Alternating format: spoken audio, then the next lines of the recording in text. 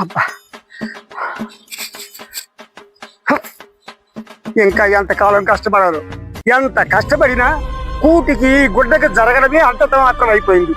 ఏందో ఈ బతుకు. ఏంట్రా రామయ్య బాధపడుతున్నావు?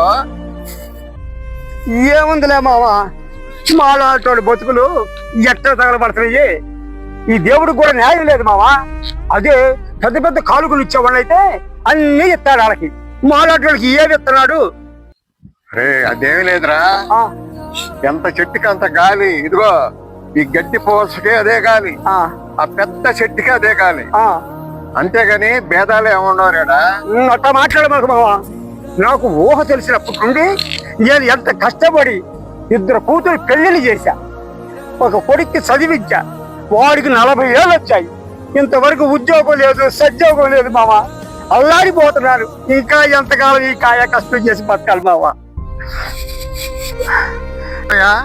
అదిగదిగదిగా వచ్చేది మీ అబ్బాయి అనుకుంటా కదరా, అదిగెత్తున్నాడేంది?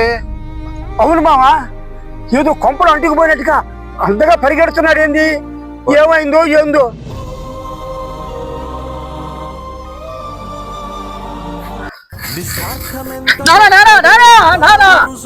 స్పీడ్ తీసుకున్నా మావయ్య, స్పీడ్ తీసుకోండి మావయ్య. ఏమైందిరా? మీరు కూడా తీసుకున్నానా? వెంకట ఏమైంది? ఏంట్రా చెప్తానా? తీసుకున్నా, నాకు కూడా హోంకు పెట్టినారా? నోడి తిరిగినానా? ఇంతగా ఏమైందో చెప్పరా? నాకు జాబ్ వచ్చింది నానా.